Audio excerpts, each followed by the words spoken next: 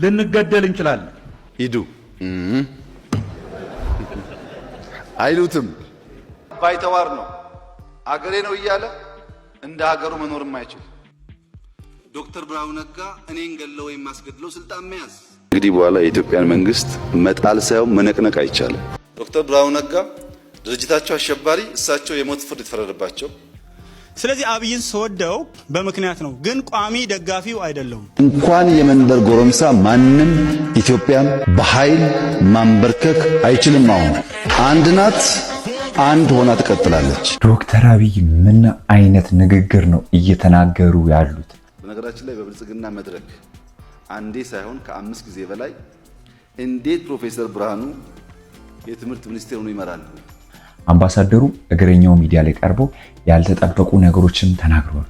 እኔ ይሄን ተቋም አሁን ፊንቴክ የሚባለውን ተቋም ያየሁትም ያለት ነው የዝኩትም ያለት ነው። መጨረሻ ምስሉ ብርሃኑ ነጋና ዶክተር አብይ አህመድ የፖለቲካ አንድነታቸው በጣም ነው የሚገርም። ልንገደል እንችላለን። ዶክተር ብርሃኑ ነጋ ድርጅታቸው አሸባሪ፣ እሳቸው የሞት ፍርድ የተፈረደባቸው። አምባሳደሩ ስለ ፊንቴክ ኢንቨስትመንት ግሩፕ የሚገርም ነገር ተናግረዋል። ዘፈንስ ኢትዮጵያ እንደው ኪነ ጥበብ የኢትዮጵያ ዘፈን ባህላዊ ዘፈኖች በጣም ደስ ይሉኛል። ምንም እጃቸው እንደሌለ ተናግረዋል። ግን የዶክተር አብይ ንግግር አሁን ላይ ኢትዮጵያ ላይ የሚገኙ ፖለቲከኞችን እያስቆጣ ይገኛል። በጣም ብዙ የሰለጠነ ዘመናዊ ሌባ በውስጣቸው ተሰግስጓል። በጣም እንዲህ አይነት ነገሮች ሀገርን አንድ ሊያደርግ ይገባል። ሰላም የተወደዳችሁ የሃናኒ ቲቪ ተመልካቾቻችን እንደምን አላችሁ? እንደምን ሰነበታችሁ? ውድ ቤተሰቦቻችን ዛሬ ለእናንተ በአዲስ ቪዲዮ መጥተናል። ውድ ቤተሰቦቻችን ይህን ቪዲዮ ከመጀመራችሁ በፊት ላይክ እያደረጋችሁ ዘምሩ ዘንድ በአክብሮት ጠይቃለሁ። ውድ ቤተሰቦቻችን የሰሞኑ ጉዳዮች ትንሽ ቀዝቀዝ ብሏሉ። ዛሬ አንዳንድ መረጃዎችን ለእናንተ ሹክ ልበላችሁ ብዬ ነው። እንደምናውቀው አምባሳደር ዲና ሙፍቲ በፊንቴክ ኢንቨስትመንት ግሩፕ ብዙ ሚዲያ ላይ ሲነሱ ነበሩ። በፕሮግራሙ ላይ መገኘታቸውና እዛ ስፍራ ላይ ደግሞ መኪና ርክብክብ ሰዓት ላይ የክብር እንግዳ ሆነው እንደተገኙ ብዙ ሰዎች ይነገራል ያወሩ ነበረ። አሁን እግረኛው ሚዲያ ላይ ቀርበው ስለዛ ነገር መልስ ሰጥቷሉ። እኔ ይሄን ተቋም አሁን ፊንቴክ የሚባለውን ተቋም ያየሁትም ያለት ነው የዝኩትም ያለት ነው። መጨረሻ ምስሉ የክብር አምባሳደር አይደለሁም። አምባሳደር አድርጎ አልተሾምኩም። መኪና ወሰደ ምናምን የሚለው ውሸት ነው። ከፍተኛ አበልም ተሰጣቸው፣ ውሸት ነው። ስለዚህ እነዚህ ነገሮች በሙሉ በዚህ መልክ በጣም ፊንቴክ የሚባል ድርጅት ሰምተዋል መቼም። እዛ ፊንቴክ ጋር በተያያዘ መስቀል አደባባይ ላይ መድረክ ላይ ተገኝተው የድርጅቱን ስምና መልክ እየሰሩ ያስተዋወቁ አምባሳደር ዲና ሙፍቲ አሉ። እዛ መድረክ ላይ የተገኙ በሙሉ ታስረዋል። እሳቸው አምባሳደር ግን ያለመከሰስ መብት ስላላቸው በፊንቴክ ጉዳይ አልተጠየቁም የሚል ፕሮግራም ሰርተናል አስታውሳለሁ። እንዲህ አይነት መድረክ ላይ እርስዎ ሲገኙ ልክ እንደ ቅድሙ እንዳዳራሹ እንደ ሚድሮክ መስሎት ወደ ፊንቴክ ሂደው ነው ወይስ አምነውበት? በዚከሊ ይሄኛው የነበረው ዲፍረንት መጀመሪያ አሁን የምትለውን ድርጅት ነው ያየሁትም ያለት ነው። የመጀመሪያ መጨረሻ እውቀቴም ያለት ነው። እኔ መድረክ ላይ ልክ አንተ አሁን ስጠራኝ እንደሚመጣ ማለት ነው ብዙ ሰዎች ይጠሩኛል፣ ብዙ ሚዲያ ሰዎች ይጠሩኛል። ሚዲያ ፓብሊክ ሰው እንደሆንኩኝ ማለት ነው። ከፋና የነበሩ ልጆች፣ ዋልታ የነበሩ የግል ሚዲያዎች በሙሉ ይጠሩኛል። እኔ እሄዳለሁ፣ አከብራቸዋለሁ። ከዛ አንጻር ነው እዛም ላይ የተጋበዝኩት። እኔና የትራንስፖርት ሚኒስትር ዴታም ነበር። በጣም ብዙ በርካታ ሰዎች ነበሩ። አዳራሹ ሙሉ ነው። አደባባዩን መኪናዎች ሞልተዋል። ከዛ በኋላ ክብር እንግዳ ናቸው ተብሎ ቁልፍ ስጥልን አሉ። ቁልፍ ሰጠው። የኔ እውቀት ሲጀመር ብጨመርም ይሄ ነው። አለበለዚያ እንትን አምባሳደርም አይደለሁም። ምንድነው የድርጅቱም አምባሳደር አይደለሁም። መኪና የሚባልም ነገር ከዛ ወሰድኩት ነገር የለም። የራሴ መኪና ነው ያለ። ለሌሎች አምባሳደር ሹመት ሲሰጥ ለአርቲስቶች እርሶ እዛው ቦታ ላይ የተሰጠው አይደለም። ከዛ ፊት እነሱ ኦልሬዲ ቀደም ብለው አብረው ይሰሩ ነበር መሰለኝ። እኔ ግን ዳት ኢዝ ዴይ ግማሽ ቀን እኮ ልክ አሁን ነገ አንተ ብቻ ናት እቺን ወስደው አውት ኦፍ ፕሮፖርሽን እሱ እንዲህ አድርጓል። ሲጀመር በጣም የሚያሳዝነው ነገር ታሪክ ወደፊት የሚገልጸው ነገር ነው። ይሄ ደግሞ ብዙ የማያውቀዋል። ሰዎችም ራሳቸው ቢጠየቁ ያውቃሉ። ያለት ነው የመጣሁት አርቲስቶችም ያውቃል፣ ሁሉ ሰው ያውቃል። ታት ዘዴ አስሾዳብ ልክ እቁብ ይሁን እድር ይሁን ለብሶ ይሁን ማህበራዊ ጉዳይ ይሁን የኢትዮጵያዊ መድረክ ነው ብዬ ከነበረኝ ስሜት አንጻር ነው ያልኩት። ዓለምን በኢትዮጵያ ወከልኩ ሰውዬ የትም ሀገር ሄጄ ኢትዮጵያኖች የተሰበሰቡበት ቦታ ላይ ከጠሩኝ እሄዳለሁ። ከዛ አንጻር ነው። ልክ አሁን ሚዲያ ጠራኝ። ይህ ሚዲያ እግረኛው ሚዲያ ምንድን ነው? ከየት ነው የመጣው? ምን ይሰራል? ፊንቴክ ነው ምናምን ነው የለኝም እኔ አይደለም፣ አይመለከተኝም። በዚህ ከሊ የህዝብ መልእክት የሚተላለፍበት ለህዝብ ጥሩ ነገር ማስተላለፍ የሚቻልበት ነው ብዬ ነው። ዳስ ዋት ሀፕንድ ታሪኩም ይሆን ከፊንቴክ ጋር በተያያዘ ግን ከዛ በኋላ ስሙ ሲጠራ ሰው ወጥተው አይ አሁን እንዳሉት አሉ ማስተባበያም ሰጡ። ምክንያቱም አንድ ነገር ልንገር፣ የመንግስት ከፍተኛ ባለስልጣን አምባሳደር ዲና ሙፍቲን ያክል ዋርካ ተገኝተው እውቅና የሰጡት ነው ተብሎ የብዙ ሰዎች መጭበርበር እርስዎ ከተገኙበት መድረክ በኋላ ከመስቀል አደባባዩ ከርክክቡ በኋላ ይሄው የትራንስፖርት ሚኒስትር ዴታው አምባሳደር ዲና ሙፍቲ ከመንግስት ተብሎ ታየ። ያ እምነት ፈጠረ። እኔም የዚህም አይ ቲንክ ሚኒስትር ዴታውም አውቀዋለሁ። ምንም አልተናገርም። ምክንያቱም ውሸት ሆኖ ይቀራል። አንድ ትላልቅ ውሸቶች የተዋሸበት አለ። መኪና ወስዷል ብሎ ሁሉ በድፍረት የሚያወራ ሰው አለ። መኪና ወስዷል። መኪና ወፍ አይደለም፣ ኪስ ውስጥ የምትደብቀው ነገር አይደለም። እና ሰዎቹም ይገርማል። እሳቸውም እንዳሉ እኔ ተጋባዥ እንግዳ ነኝ፣ እንደ ማንኛውም ፕሮግራሞች እጄ ነው የምገኘው። እናም የአምባሳደርነትም የተለያዩ ሹመትም አልተሰጠኝም። እናም የወሰድኩት ምንም አይነት መኪና የለም በማለት ለእግረኛው ሚዲያ ላይ በነበራቸው ቆይታ ላይ ተናግሯሉ። በዛውም ደግሞ እግረኛው ሚዲያ ላይ የተጠየቁት ጥያቄ የማን አድናቂ ናችሁ ከሙዚቃ ሲባል ያው በባህላዊም በተለያዩ ነገሮችንም አንስተዋሉ። የቴዲ አፍሮ አድናቂ መሆናቸውን ገልጸዋል። አዳዲሶቹ ከእርሶ አንጻር ማለት ነው ወጣት ስለሆት እንደው በ40ዎቹ በ50ዎቹም ያሉ በጣም አሁን ከቅርብ ጊዜ እነ ቴዲ አፍሮ በጣም ፖፑላር ነበሩ ማለት በእኛ ጊዜ ማለት ነው። ይሄን ከፖለቲካ ጋር አታዛምደው። አሁን ሰሞኑን ከሆነው ነገር ጋር አይደለም። ስለ ዘፈን ነው የምናወራው። ስለ ዘፈን ነው። ፈሩት ምን ነው የለም ሰው እንትን ነው ከሚዲያ ይወስድና አንተ ያላልከውን ነገር እንዲህ ብሏል ብሎ ባላሉት ነገር መነገጃ ያደርጋል። በተለይ ሰው እንትኑ አበላሽቶታል እኮ ታች ፍለጋ ይሄ ታብታብ ይከሰን ታብታብና ምንድን ነው ያላችኋት? ታብታብ ታንተባትባለች። አይ ጥሩ እሱ የትኛው ለምሳሌ የቴዲ አፍሮ ነው ቤዚካሊ አሁን የሞቱ ልጆች ነበሩ እነ ታምራት በጣም ደስ የሚሉ ልጆች እነ ታምራት ደስታ ይሄ ሞተው ልጅ ደግሞ ማን ነበር? በጣም ማዲንጎ እነዚህ ወጣቶች በጣም ነው ደስ የሚሉ ማለት በተለይ ስለ ሀገር ሲዘፍኑ በጣም ደስ ይለኛል። ስለ ኢትዮጵያነት ሲዘፍኑ በጣም ደስ ይለኛል። ይሄ ነው። ዋው በጣም ደስ ይላል። በነገሮት ላይ እንደው የስጋ ዝምድና ይኖራችሁ አይኖራችሁ አላውቅም እንጂ የዓለም ሎሬት አፈወርቅ ተክሌ ጋር የፊት ቅርጻችሁ የፀጉር አቆራረጣችሁ ራቅ ብሎ ስትታዩ ጥላችሁ ሞገሳችሁ በጣም ይመሳሰልብኛል። ብዙ ሰው ይጠይቀኛል። እንደዛ ብሎ ጠራኝም አለ። ግን ዝምድና የለንም። ዝምድናችን ሀገራዊ ዝምድና ነው፣ ኢትዮጵያዊነት ነው። እንግዲህ ኢትዮጵያኖች ዘመዳሞች ናቸው ማለት ነው እንጂ ትውቅ አለኝ፣ አውቃቸዋለሁ። በጣም ማከብራቸው ሰው ናቸው በህይወት እያሉ። ብዙም ጊዜ በየመድረኩ አገኛቸዋለሁ፣ ሸራተንም ምንም ሲመጡ። በተረፈ ግን የስጋ ዝምድና የለንም። ኢትዮጵያዊ ዝምድና በእናት እንገናኛለን። እናታችንም ኢትዮጵያ ናት። ዴፊኒትሊ እናንተም እንዛመዳለን አይደል? ወንድማማቾች ነን። ግን አንመሳሰልም። እኔ በአራት እግር ነው የሚሄደው አይደለም። ምናችን እሳቸውም እንዳሉት አሁን ካሉት ነባራዊ ሁኔታ ጋር ወይም ከፖለቲካው ጋር የሚገናኝ ነገር የለም። ግን ያው እንደ ሙዚቃ እንደምንም ያው የቴዲ አድናቂ ነኝ በማለት መልሳቸውን ሰጥተዋል። ሶሻል ሚዲያ ላይ ብዙ የሚነጋገሩ ነገሮች አሉ። እየተቆረረጠ ተወስዶ የማይሆኑ ነገሮች ይነገራል። ለዛ ነው ፈርቻ አይደለም። እግረኛው ሚዲያም ሲጠይቅ ምን ነው ፈሩ እንዴ ሲል አይ አይደለም ያው ሚዲያውን የምታውቀው አይደለም ወይ በማለት ገልጿል። በዛም አያይዘው በፊንቴክ ኢንቨስትመንት ግሩፕ ላይ ያላቸውን ምልከታም የተለያዩ ነገሮችን ራሳቸውን ነፃ አድርጓል። ውድ ቤተሰቦቻችን ሰሞኑን በጣም ሲረማመዱ የነበሩት ቪዲዮዎች አሉ። ስለ ፕሮፌሰር ብርሃኑ ነጋና ስለ አብይ አህመድ ሶሻል ሚዲያ ላይ ብዙ ሲነጋገሩ ያለው ቪዲዮዎች አሉ። ልንገደል እንችላለን።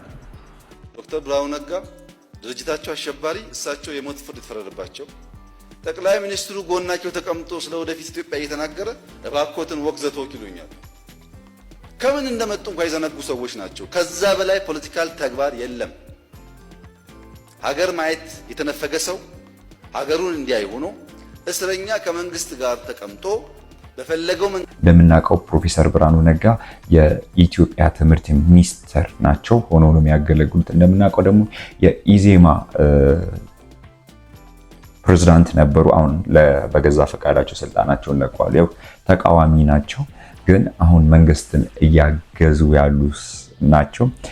ፖለቲካን በሚገርም ሁኔታ እየመሩ የሚገኙ ፕሮፌሰር ናቸው። እንደምናውቀው ከዚህ በፊት የሞት ፍርድም እስከ መፈረድ የደረሱ ናቸው።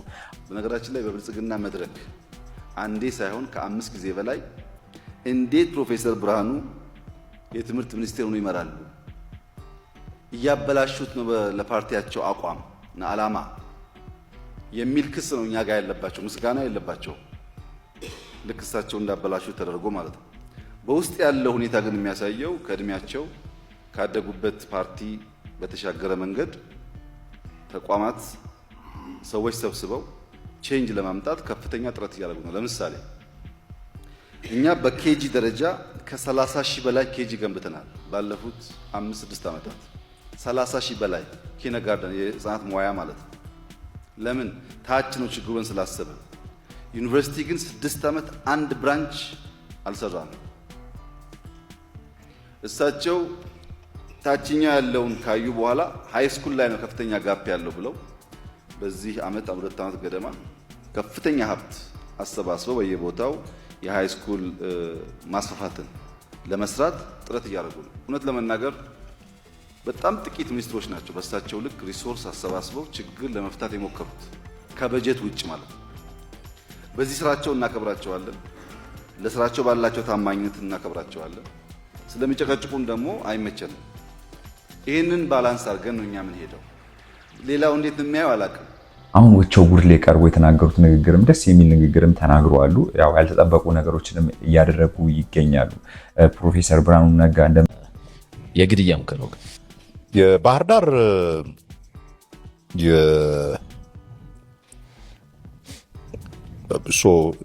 ገና ጊዜም አልተቋቋመም። ግንቦት 7 መተን ነው አርበኞች ግንቦት 7 እና በየክልሉ እየሄድን እንትን እናደርግ ነበር። ህዝቡን እናነጋግር ነበር እና አማራ ክልል ባህር ዳር ስንሄድ የመጀመሪያ ሳይሆን ከዛ በኋላ ሁለተኛው ላይ ነው ይመስለኛል መጀመሪያ ወደዛ ስንሄድ ባይዴን ፖለቲካው በጣም ከለሩን በጣም እየቀየረ ነበር። በጣም ለኛ ፍጹም በማይጥም አይነት እንትን እየተቀየረ ነበር። አማራ ክልል ውስጥ ኦሮሚያ was almost impossible በዛ ጊዜ ሄዶ because እኛ ፈንዳሜንታሊ ያኔ የቆምንበት መርህ ከብሔር ፖለቲካ እንውጣ፣ ወደ ዜግነት ፖለቲካ እንሂድ። ይሄ የብሔር እንትን የእርስ በርስ ግጭት ያጠፋናል። ዋናው የዚህ ለውጥ ዋና እንትን መሆን ያለበት በኢትዮጵያዊነት ላይ የተመሰረተ ፖለቲካ ውስጥ እንግባባት፣ በአይዲዮሎጂ እንለያይ እንትን በል ምናምን ነበርና አንፎርቹኔትሊ የለውጡ ከመምጣቱ ጥቂት ዓመታት ፊት ጀምሮ አዲስ አይነት ብሔረተኝነት የአማራ ብሔረተኝነት በሚል ትንሽ በጣም ራቢድ የሆነ የብሔረተኛ እንቅስቃሴ ቤተ አማራ በሚባል ድርጅት ነው የተጀመረው። አክቹዋሊ ሲጀምር እና እሱ ተጀምሮ ነበርና በጣም በፊት ብዙ አማራ አርቲስት ውጭ የነበረን በእኛም ኤክስፒሪየንስ የነበረው የኢትዮጵያዊነት በሚለው ትግል ላይ የምታገኘው እንደው አንድ ብሔር በትልቁ በብሔር የምትከፋፍለው ቢሆን ታገኘው አማራ ነው። አብዛኛው የኢትዮጵያዊነት የሚለው ነገር ሀዝ እንትን ሬዞናንስ አለው ብዙ አማራ የተማረ ሰው ወር እንትን ቢል ውጭም ሀገር እንደዛ ነበርና ግንቦት ሰባትም በነበርን ጊዜ አርበኞች ግንቦት ሰባትም በነበረ ጊዜ ፕሪዶሚናንትሊ የአማራ ብሔር እንትን ያላቸው ኢትዮጵያዊነታቸውን እንትን የሚያደርጉ ሰዎች ናቸው ያሉት። ሶ ያኔ ግን ምን ተጀመረ? አፓረንትሊ ሶ የአማራ ብሔረተኛነት ስር እንዲይዝ አማራን ከአማራ ልብ ውስጥ ኢትዮጵያዊነትን ማውጣት አለብን የሚል አይነት ብሔረተኛነት ነው እየመጣ የነበረው which is very very በጣም አደገኛ ብሔረተኛነት ነው። እኛ ከገመት ነው ኢትዮጵያ ባይናው ስለ ብሔርተኝነት መጥፎነት በደንብ ይታወቃልና why would you go back to it? ያውም በወያኔ መሞቻ ጊዜ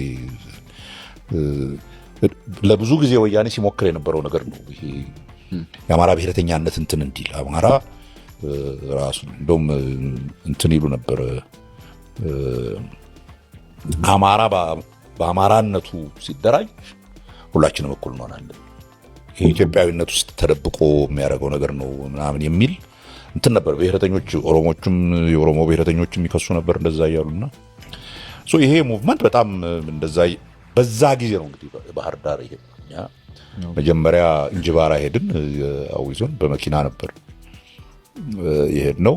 አዊ ዞን ስብሰባ አድርገን ፓክድ የሆነ አዳራሽ ነው። ህብረተሰቡ በጣም ፖዚቲቭ ነው።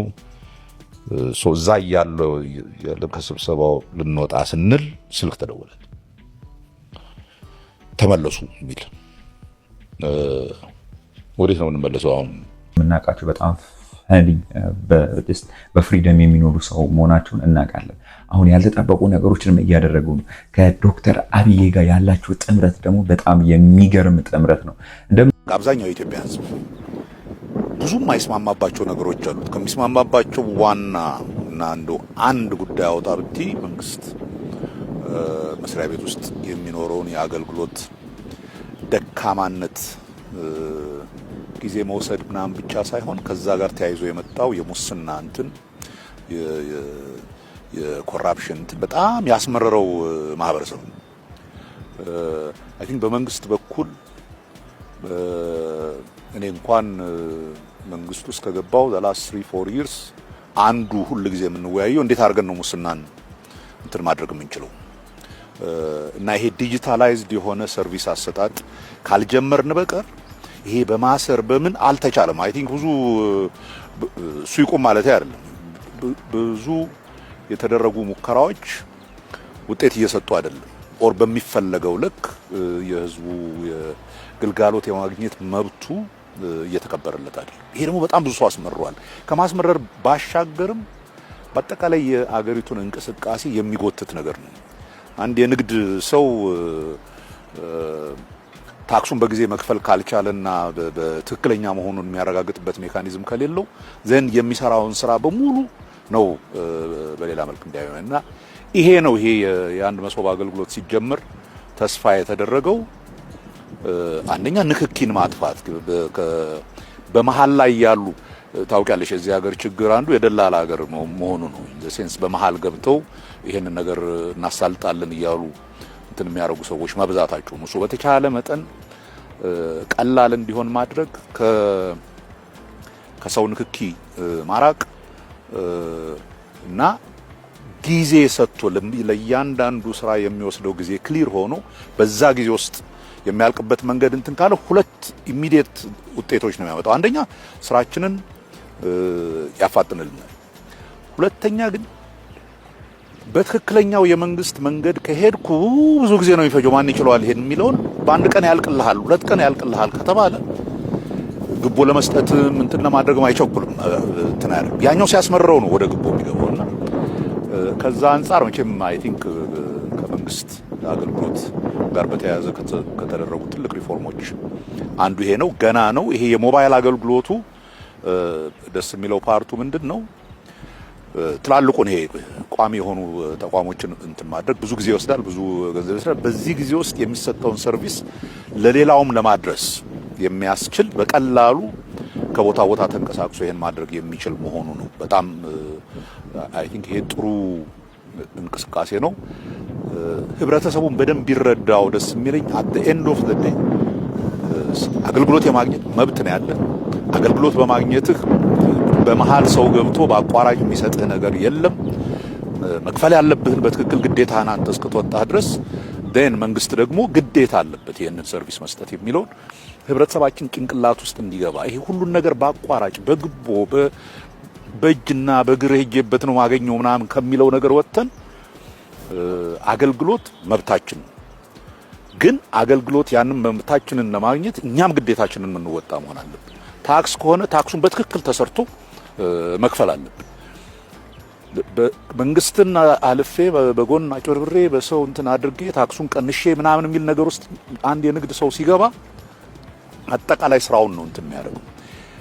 በጣም የሚጎዳው ደግሞ በጤነኛ መንገድ መስራት የሚፈልጉትን ነጋዴዎች በጤነኛ መንገድ መስራት የሚፈልጉ መከራቸውን ሲያዩ ካዩ የሚቀለው በሌላ መንገድ መሄድ ነው ይላሉና ይሄ እኔ በመሰረታዊ መልክ እንደ ኢትዮጵያውያን የገጠመንን አንድ ትልቅ ችግር የምንፈታበት መንገድ ነው። ህብረተሰቡ ይሄንን በትክክል ሊጠቀምበት ይገባል። መንግስትም በተቻለ መጠን እንደዚህ በሞባይልም ይሁን በምን በሁሉም ቦታ አስፋፍቶ በቀላሉ ሁሉም ማህበረሰብ ሊደርስበት የሚችለው ካደረገው ምናልባት ይሄ መውጫ መግቢያው ያሳጣንን ሙስና እንዴት ነው ማቆም የሚቻለው የሚለውን ነገር መፍትሄ ለመስጠት በጣም ትልቅ እርምጃ ነው። ምናቀው ክቡር ጠቅላይ ሚኒስትር ዶክተር አብይ አህመድ በዚህ ሰዓት የአፍሪካ የኤአይ አምባሳደር ወይም የኤአይ መሪ ሆነው ተሾመዋል። ዶክተር አብይ ተሾመዋል። ዝቅ አደረግናቸው ሲሉ በከፍታ ተገኝተዋል። ቪዲዮቻችን የጠፉ የታዩ ስላልሆነ እቺን ቪዲዮ ሼር፣ ኮፒ ሊንክ፣ ሪፖስት እያደረጋችሁ ለወዳጅም ለጠላትም አድርሱልን። የኢፌድሪ ጠቅላይ ሚኒስትር ዶክተር አብይ አህመድ አሊ የአፍሪካ ህብረት የሰው ሰራሽ አስተውሎትና የዲጂታል ጤና ዘርፍ መሪ ሆነው ተሾመዋል። ክቡር ጠቅላይ ሚኒስትሩ ለዚህ ሹመት የበቁት በዘርፉ በኢትዮጵያ ለሰሩት እጅግ አንጸባራቂ ስራና በዘርፉ በተቀናጁት ስኬትም የተነሳ ነው። ብዙዎች ባለማወቅ ይህ መስክ ምን ይሰራል አይጠቅምም ብለው ሲናገሩ ክቡር ጠቅላይ ሚኒስትሩ ቀድመው የንቃት መረባቸውን ጥለው ስኬት ማጥመዳቸውን ተያይዘውታል። ይህም የመደመር መንግስት የማድረግ አቅም የመደመር ትውልድ ሌላኛው ድል ነው። እንኳን ደስ አለን፣ እንኳን ደስ አላችሁ። የኔና የናንተ ሀገር እንደ ልማዷ ታሸንፋለች። ቺርስ። እንደምናውቀው ኢትዮጵያ በኤአይ አሁን ላይ በጣም ጥሩ ስራ እየሰራች ያለች ናት። ያው የአፍሪካ ኤአይ መሾማቸውን እናውቃለን። በዛ መክፈቻ ላይ አዲስ አበባ ላይ በተደረጉ የሆነ ፕሮግራም ላይ ብርሃኑ ነጋም ተገኝተው ንግግር አድርገዋል። ብርሃኑ ነጋና አሁን አብይ አህመድ ያላቸው የፖለቲካ ቁርኝነታቸው በጣም ደስ የሚል ነገር ነው። አንድ ላይ ያው ፖለቲከኞች እንዲህ አንድ ላይ ሆኖ ሲሰሩ ምን ያህል ሀገር እንደምትለማ ያሳዩን አይነት ላይ ያለ ነው። ወደ ቤተሰቦቻችን እንደምናውቀው ዶክተር አብይም ስለ ፕሮፌሰር ብርሃኑ ነጋ ብዙ ነገር ተናግረዋል። ከዚህ በፊትም ብርሃኑ ነጋ ብዙ ሲተቹ ነበሩ። ብዙ አክቲቪስቶችም አሁን ስለ ብርሃኑ ነጋ የማይሆኑ ነገሮችን እየተናገሩ ይገኛሉ። ዶክተር ብርሃኑ ነጋ ድርጅታቸው አሸባሪ፣ እሳቸው የሞት ፍርድ የተፈረደባቸው፣ ጠቅላይ ሚኒስትሩ ጎናቸው ተቀምጦ ስለ ወደፊት ኢትዮጵያ እየተናገረ እባኮትን ወቅዘቶ ይሉኛል። ከምን እንደመጡ እንኳን የዘነጉ ሰዎች ናቸው። ከዛ በላይ ፖለቲካል ተግባር የለም። ሀገር ማየት የተነፈገ ሰው ሀገሩን እንዲያይ ሆኖ እስረኛ ከመንግስት ጋር ተቀምጦ በፈለገው መንገድ ሐሳቡን ማሰራጨት መቻል ትልቅ የፖለቲካ የተግባር ጅማሮ ነው። በዚህ ሰዓት ያው ብዙ ሲሰራ አንድ ነገር ተቀናቃኝ አይጠፋም አይደል? ብዙ የሚያወራ ሰው አይጠፋም። በዚህም ብዙ ነገሮችን እየተናገሩ ነው። ሶሻል ሚዲያ ላይ የሚገራረሙ ቪዲዮዎች እየተረማመዱ ነው።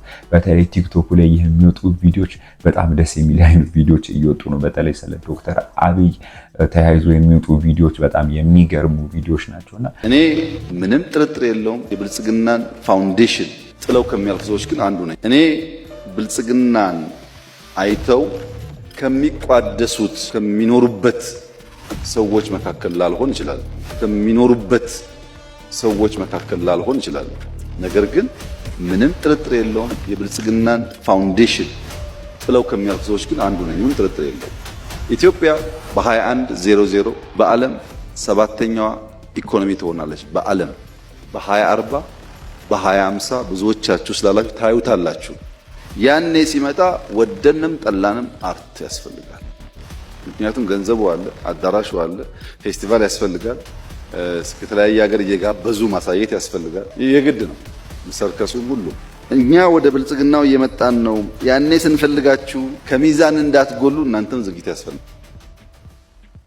እነዚህ ቪዲዮዎችም እኔ ሳያቸው በጣም ነው የምዝናናው።